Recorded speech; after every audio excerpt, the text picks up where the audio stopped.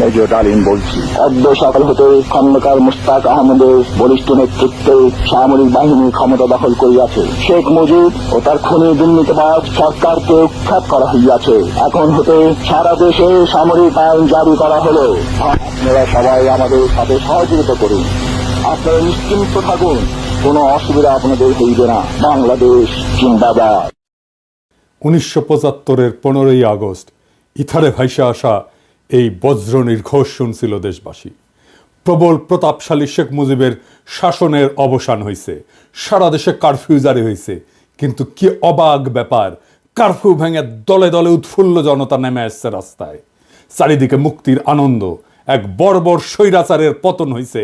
তারপর সন্ধ্যাবেলা খন্দকার মোস্তাকের পাশে কোমরে রিভলভার গুজে যেই অফিসার শপথ নেওয়াতে যাচ্ছেন তিনিই ছিলেন মেজর ডালিম। মেজর ডালিম রাতারাতি হয়ে উঠছিলেন নায়ক, সাহসের প্রতিমূর্তি। তারপরে 75-এর সব বীরকে পাঠানো হলো নির্বাসনে। সে আর এক আলাপ আর একদিন করব। এরপর তিনি শুধু নামই ছিলেন ইতিহাসে। ওনার সাথে আমার প্রথম যোগাযোগ হয় 2019-এ প্যারিসে আসার পরে। ওনার সাথে চ্যাটিং হতো। ওনার একটা ফেবু আইডি ছিল ফ্যালকন আইজ নামে।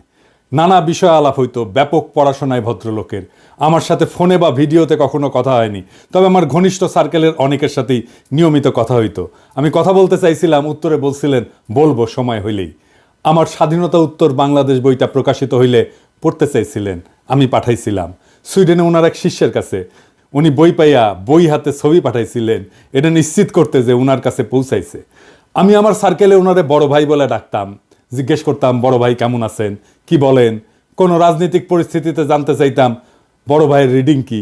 একটা সময় খেয়াল করলাম উনি ভুলে যাইতেছেন জিনিসপত্র, ডাক্তারি ভাষায় যাকে বলে কগনিটিভ ডিজিজ। তখন থেকে ওনাকে বলতে শুরু করলাম বুড়া।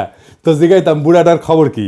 যাই হোক, উনি নাকি বলছেন যে ওনার বয়স 75 বছর, আসলে ওনার বয়স 78 বছর। ওনার জন্ম 1946 সালে উইকিপিডিয়ার তথ্য অনুসারে।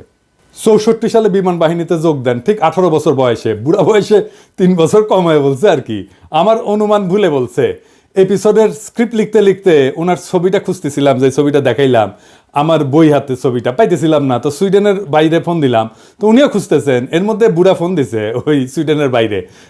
তো উনি যখন জানলেন যে আমি লাইনে আছি, উনি স্পিকারে দিলেন, আমি শুনতেছি। উনি বলতেছেন, আমাদের দুইজনকে স্পিকারে দিলেন। উনি জিজ্ঞেস করলেন পিনাকি কি দেখছে আমার লাইভ। আমি বললাম হ দেখছি বড় ভাই। তো সুইডেনের বড় ভাই ওনারা বলতেছেন, আপনি পিনাকির বই হাতে একটা ছবি তুলছিলেন না, আছে ওইটা। আমি শুনতেছি। তো বুড়া বলতেছে, পিনাকি বই লিখছে নাকি, কই আমি তো দেখি নাই। তো রিসেন্ট মেমোরি নাই হয়ে যাইতেছে, আর্লি সাইন অফ আলঝেইমার্স। যাই হোক, বুড়া আমাদের মাঝে আরো অনেকদিন বাইচা থাকেন। ওনার লাইভ এপিসোড করছে ইলিয়াস। এইটাই সম্ভবত বাংলাদেশের মানুষের সর্বোচ্চ দেখা লাইভ।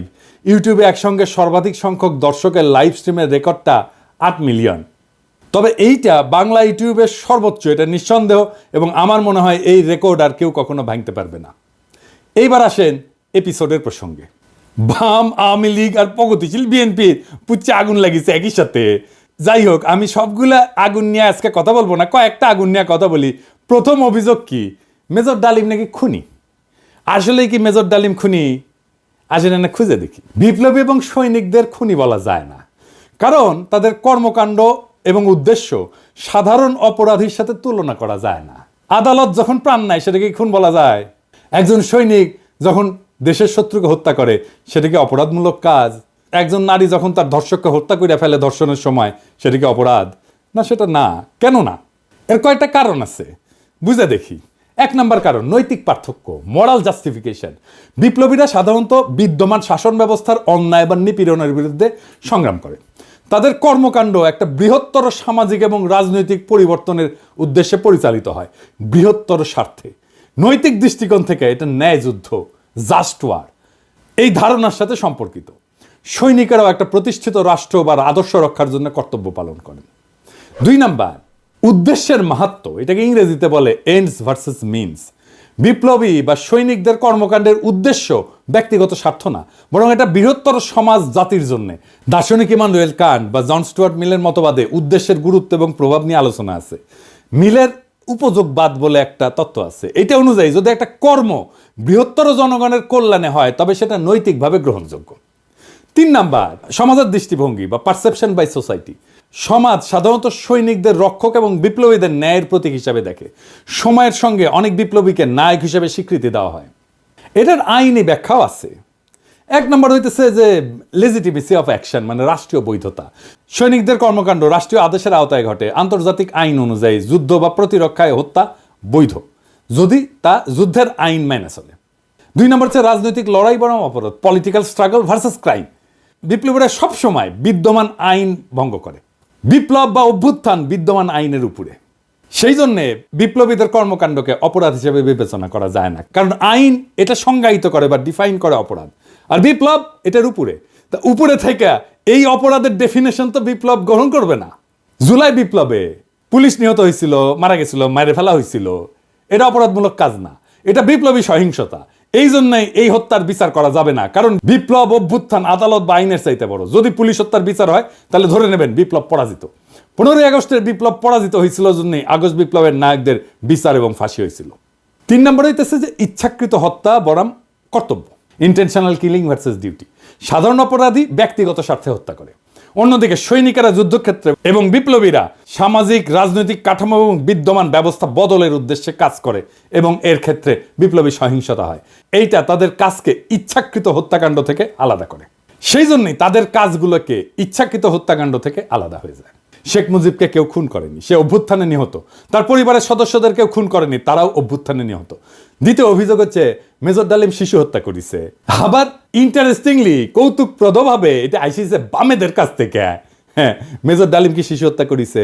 মেজর ডালিম 32 নাম্বার আক্রমণ করে নাই, তারে দায়িত্ব দিতে চাইছিল, সে নেয় নাই। কারণ মুজিব পরিবারের সাথে তার একটা ব্যক্তিগত পারিবারিক সম্পর্ক ছিল। সে গেছিল মুজিবের ভগ্নিপতি আব্দুর রব শেরনিয়াবাতের বাসায়। সেখানে তার 14 বছরের বয়সী মেয়ে বেবি, 12 বছরের বয়সী ছেলে আরিফ এবং 4 বছর বয়সের নাতি সুকান্ত আব্দুল্লাহ, যেটা আবুল হাসনাত আব্দুল্লাহর ছেলে, ও মারা যায়। আবুল হাসনাত আব্দুল্লাহ হারামজাদাটা পানির ট্যাঙ্কে লুকেছিল, বেঁচে যায়। কিন্তু কথা হইতেছে বাড়ির নারী আর শিশুদের বন্দুকের মুখে ফেলায় পানির ট্যাঙ্কে লুকেছিল কেন হারামজাদাটা? ওইটা জয় বাংলা হইলে তো আরো সুবিধা হইলেনি। যাই হোক, এবার আসেন দেখি মহান বিপ্লবের সময় শিশুদেরকে হত্যা করা হয়েছিল যতগুলো বিপ্লব হয়েছে ইতিহাসে, যেগুলো নাম জানি আমরা, যেগুলো নিয়ে কাইট হয়ে পড়ে যায় বিপ্লবীরা। আসেন সেটা দেখি। ফরাসি বিপ্লবের সময় লুই শার্লস, যাকে লুই সপ্তদশ বলা হয়, মানে রাজা ষোড়শ লুই এবং মেরি আতরনাথের ছোট ছেলে, বন্দি অবস্থায় খাইতে না দিয়ে কারাগারে রেখা মৃত্যুর দিকে ঠেলে দেওয়া হয়। যখন তার মৃতদেহ বের করা হচ্ছিল তার শরীরে কোনো মাংস ছিল না, কঙ্কালের উপরে চামড়া। বিপ্লবীরা হত্যা করবে না, কারণ তাদের পবিত্রতা নষ্ট হবে, কিন্তু খাইতে না দিয়া দিনের পর দিন কষ্ট দিয়া মেরে ফেলা যাবে। তো ফরাসি বিপ্লব নিয়ে আধিখ্যাত তো করে সবাই, আবার রুশ বিপ্লব নিয়ে তো বামেরা কাইট হয়ে পড়ে যায় না? যে বামেরা কবে তাদেরকে কইবেন এটা, যে রাশিয়ার জার দ্বিতীয় নিকোলাস এবং তার পরিবারের সদস্যদের বন্দি করে কমিউনিস্টরা। জার কিন্তু তখন ক্ষমতায় না, জারের ক্ষমতা অনেক আগেই চলে গেছে।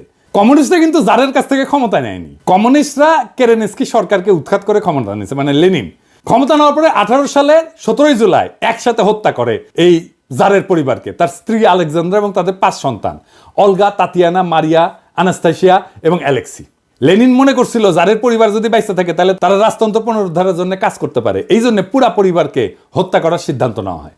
পরিবারের সকল সদস্যদেরকে কমিউনিস্ট বিপ্লবীরা গুলি করে হত্যা করে, পরে তাদের মৃতদেহ অ্যাসিড দিয়ে বিকৃত করে মাটিতে পুঁতে ফেলা হয়। এর মধ্যে আনাস্তাসিয়া নিকোলায়েভনার এর বয়স ছিল 17 বছর, আর অ্যালেক্সি নিকোলায়েভিচের বয়স ছিল মাত্র 13 বছর।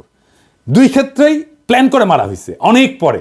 15ই আগস্টে শিশুরা মারা গেছে কোল্যাটারাল ড্যামেজে, প্ল্যান করা হয়নি যে শিশুদের মারা হবে। এখন আমরা যদি বলি মেজর ডালিমেরা তো শিখেছে ফরাসি আর রুশ বিপ্লব থেকে, উত্তর আছে আগে বামেরা লেনিনের বিচার করুক, ফ্রেঞ্চ রেভলিউশনের বিপ্লবীদের বিচার করুক, জবাব আনুক, আমরা তারপরে জবাব দেব। এখন অনেকের মনে প্রশ্ন এসছে যে মেজর ডালিম কি তাহলে দেশে ফিরবেন বা ফিরতে পারবেন? আমাকে সুইডেনের ভাই, বড় ভাই, যিনি মেজর ডালিমের শিষ্য, উনি বলছেন ওনারে তো দেশে আনা দরকার, উনি অবশ্যই দেশে আসবেন। আমরা নতুন সংবিধান লিখলে 15ই আগস্টকে বিপ্লবী অভ্যুত্থানের মর্যাদা দেব। আগের রায় বিচার সবকিছু ইনভ্যালিড হয়ে যাবে।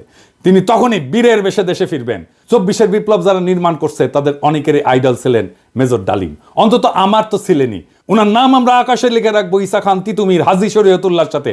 বাংলাদেশে যতবার জালেম আসবে ততবার মেজর ডালিমেরা জন্মাবে। কখনো তাদের নাম হবে আবু সাইদ, কখনো তাদের নাম হবে মীর মুগ্ধ, কখনো তাদের নাম হবে ওয়াসিম, আনাস, আমরা এক একটা তারার নাম দেব এই বীরদের নামে। 24-এর বিপ্লব একটা প্রকৃত বিপ্লব হয়ে উঠবে যদি আমরা নতুন সংবিধান লিখে মেজর ডালিমকে দেশে ফিরে আনতে পারি। সেই দিন হবে বিপ্লবের প্রকৃত বিজয়। ইনকিলাব জিন্দাবাদ।